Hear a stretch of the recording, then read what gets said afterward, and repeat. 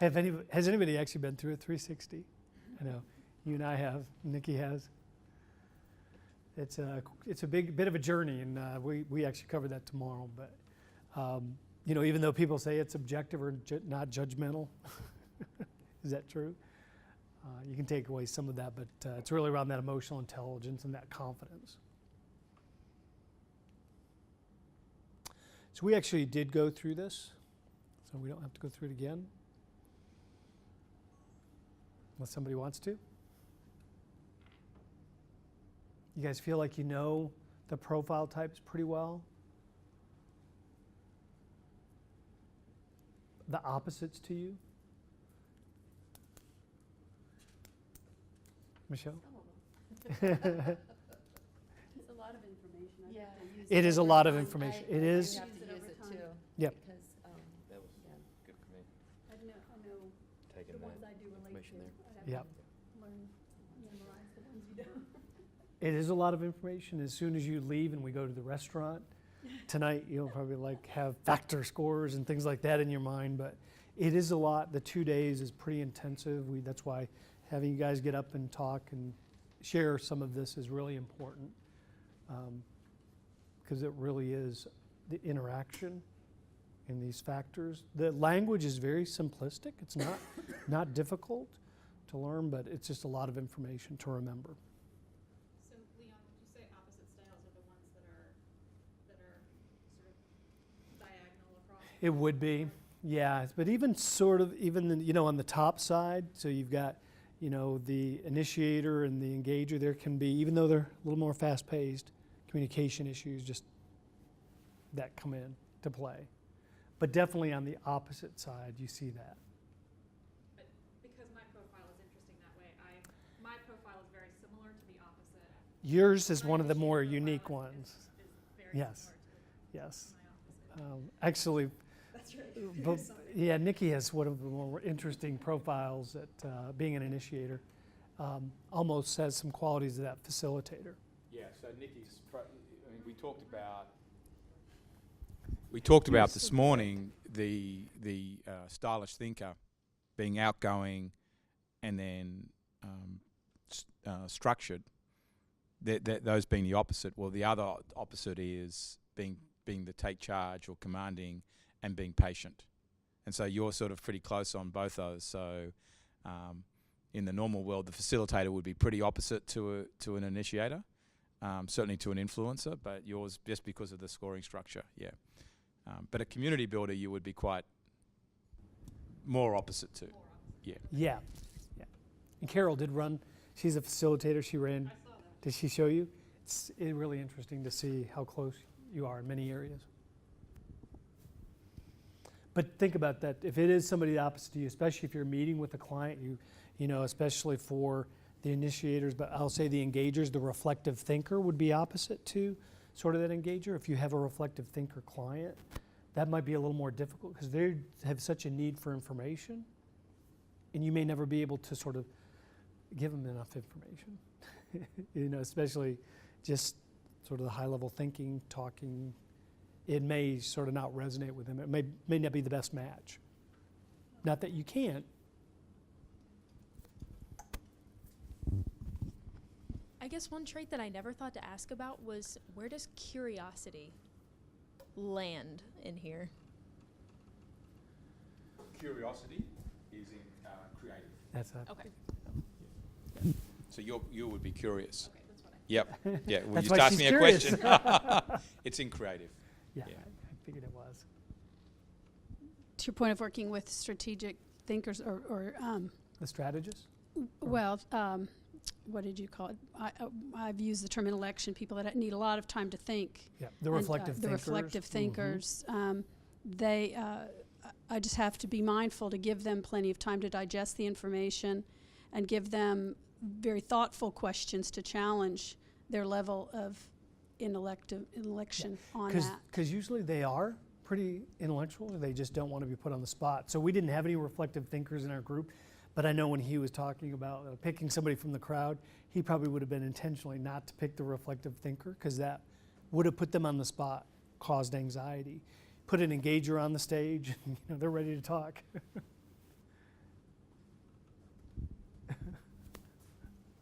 that make sense on how that works? Anybody want to discuss any of the other profile types?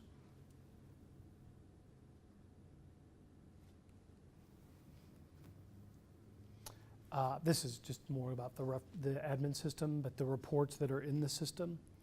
I don't know if we have had time, maybe tomorrow, just to do a quick tour of the system. Yeah, I'll talk to Bridget about Okay. it. Yeah.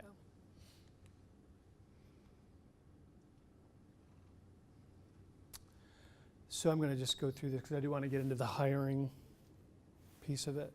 I talked earlier about the unlocking guide being one of the most important documents that you can learn because it does list the characteristics of each of the 10 profiles. It's a great guide.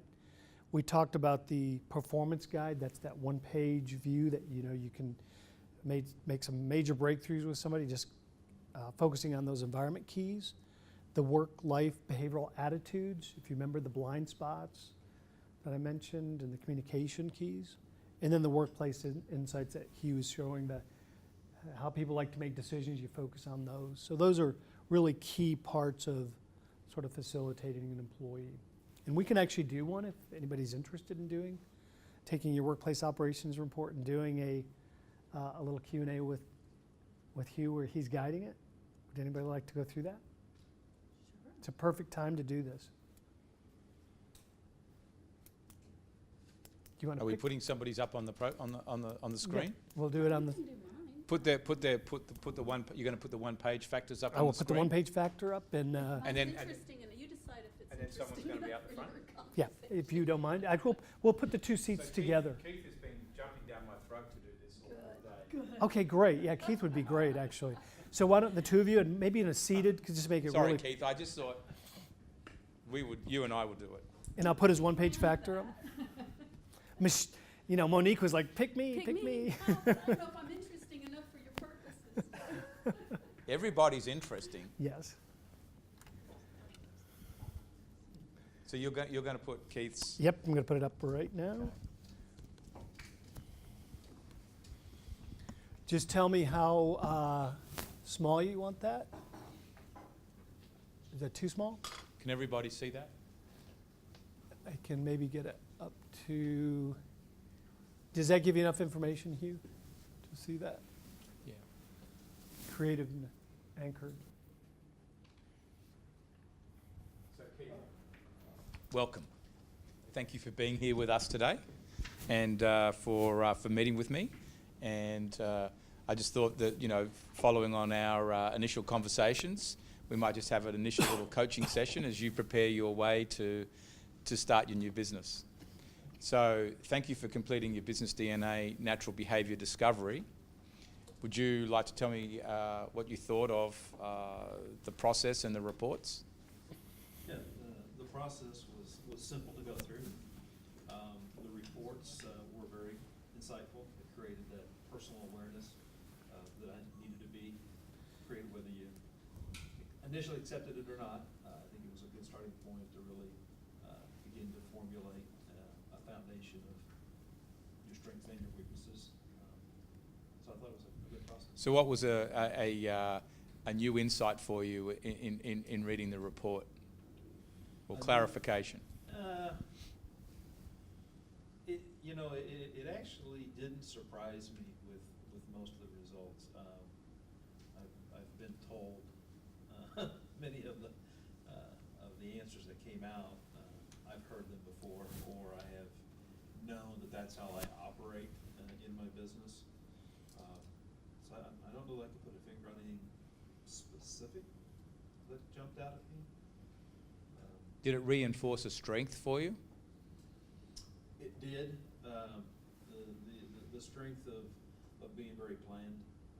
I like the idea that once I understand what the issue is, to come back with a planned strategy to be able to present as a solution. So going forward in your business, how are you going to use your planned strengths to bring value to your clients?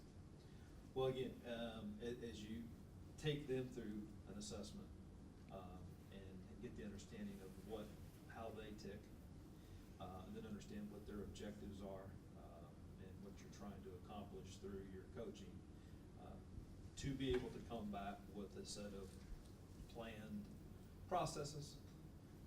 And as I had shared earlier, some of the measuring metrics along the way, to see how we're progressing with the plan. If there needs to be any adjustments, what is driving that adjustment? Is it plausible, or is it just lack of trying to conform, which may be a weakness that already existed that we're still struggling with? But once you have the plan, in my past experience, when we know what we're wanting to have happen, and we focus on the inputs that we're going to do to get there, and stay focused on the inputs, then the output typically shows up. If you get totally output focused, then you're all over the place. And have you built a defined process for working with clients? Yes, in the financial service industry, I have. They're taking them through a very detailed analysis up front of their current resources. Implementing a tool like this to get better aware of how they are wired is very beneficial. Once they've gone through the process, the very first thing that we do is we show them the good, the bad, the ugly about where they sit today. It's not right or wrong, it just is what it is. Then they help us prioritize the things they want to get fixed first, the things that need to stay in place because they're already working, and then we go about building solutions. And we usually come back with anywhere from 2 to 3 different solution paths that we can go down to try to accommodate so they don't feel like they're being forced into a particular place. So it gives them their input option. But once we've dialed into that, whichever one it is they've picked, then we'll lay out, here's how we go about it, here's the implementation process, here's how we know whether we're on track or not. And there has to be an ongoing monitoring process in place. And have you built like a manual that says, you know, at the front end of the process in step 1, we're going to do this, and then... I have not built a manual, no. Is that something you're going to do? Is it something I should do? I guess I haven't. I would imagine that repeatability is easier to accomplish if there is such a manual.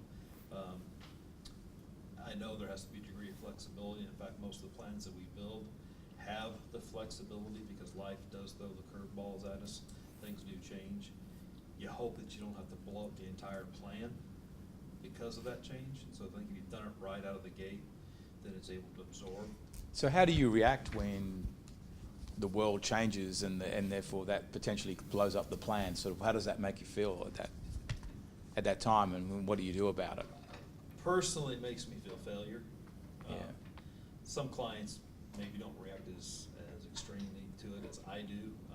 If something does go wrong, I probably take it a little more personal, feeling that maybe I didn't do my job up front, because I believe if I've done it correctly up front, that the plan shouldn't get blown up, and the only way that it will be from self-destructive personal behaviors.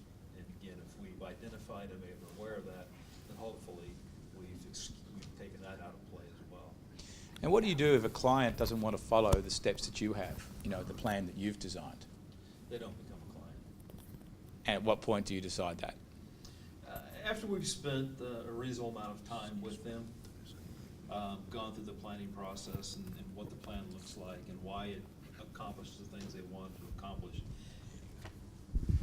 At some point, if they're just not willing to engage that plan, then either I'm not the right consultant or they're not the right client. But either way, it's time to part paths. Yeah. And what's going to get in your way of success?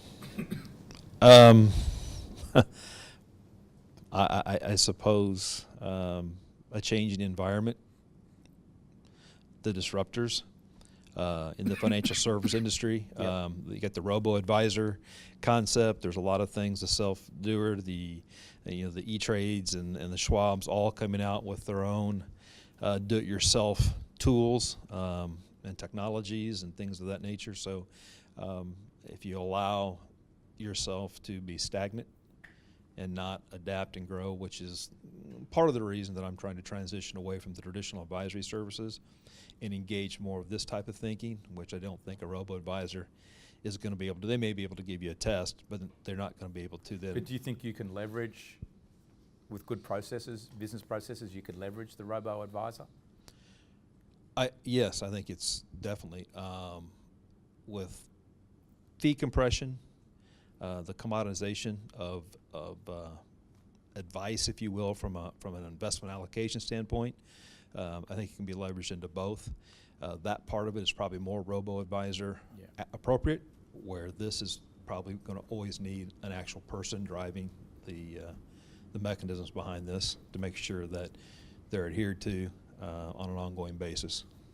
And David, what could I do to help you be more successful? What can you do? Continue what you're doing. You're rolling out an exceptional program. These mentoring events like this, while it's a lot of information all at once, it does give us the exposure that we need, that we're able to come back and tap into more specifically as we interact with the system, and just continue to educate us and support us as we try to integrate this into our And so practice. do you feel like you've got enough structure and the processes, like the steps to work with people? With your system? From the inside out, yes. Yes, I do. Yep, okay, good. Yes, All I do. right, thank you. You're welcome. So what did everybody notice out of all that interview? What was coming out when you were looking at the traits there and the line of questioning and what came back out of the questioning? Well, one, did it feel comfortable? Did the interview feel comfortable?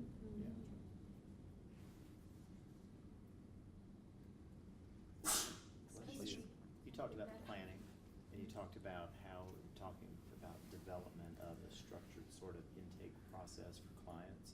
So you're sort of laying the field for that kind of groundwork, and you also talked about planning for perhaps moving people on, knowing when that time is, as using some of your strengths. Because he would hate a client that's not going to follow the steps. Correct. Like if they don't go your way, that's going to be just like pain for you, generally speaking. Yeah.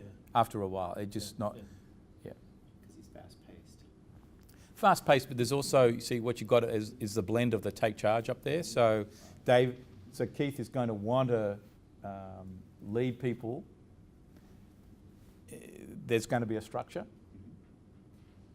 and it's going to. At the end of the day, you're going to want to have a model for making all this work. That's why I was asking. Has he got a manual?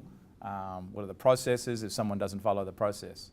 Because also being more anchored there, and that's part of how can we help you ensure that this is going to be successful and you've got all the steps. There were very targeted questions. They weren't fluff questions. You definitely incorporated understanding him and drawing him out to respond. Yeah. Did you feel? Blind spots. Yep. Could be potential downside to his strengths, and some effective listening to prompt the next questions. Did you feel uncomfortable doing that exercise?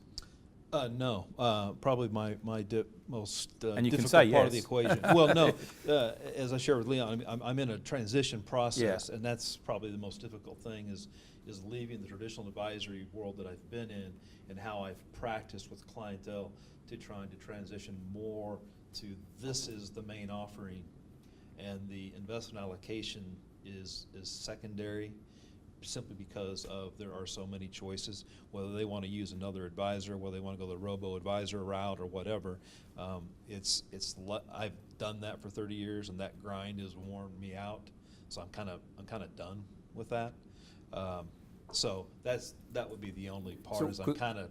So I knew, because with the conversation we had this morning, I Yes. knew that you're in the Just making transition, sure. and where I wanted to drive the conversation to was that at the end of the day, your success, in my mind, is going to come from having a very structured process and demonstrating that with the clients, and Yes. being reasonably religious about it. Yes. But also, as you acknowledged in the conversation, there will be bumps in the road, and you just have to stop for a little while and allow the situation to evolve.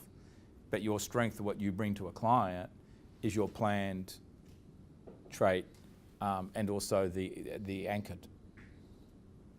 Also, Like that's your success recipe, right? And that's where all that was headed to. And then it's a matter of working out how you deliver that in an experience for the clients, because the experience, Keith, that you bring is going to come from those traits. Also That- heard him articulate that you brought out for him the ability to filter where you're not going to make money, when to walk away. You know, drawing that line so you understand you're not going to wait, what you're not going to waste time on, and those are those clients that aren't. You're going to find the fit faster because of knowing how you do what you do. The fit becomes more apparent for you, and you're not going to have a heavy learning curve with clients like you might have had years ago without understanding yourself. Yeah, understanding myself and understanding them, the awareness that both of us have about each other and ourselves. And I think that my goal with this transition process is to allow a consumer to have a greater awareness about himself, that if he needs to be with a different advisor, he needs, or she needs to do that. And it's going to be better for them to interact with the financial service industry at that point. Now they're dealing with that industry more on their terms because of how they're wired than on my biases and my terms. I'm not going to fight that battle every day because it's going to end up in a disaster at some point.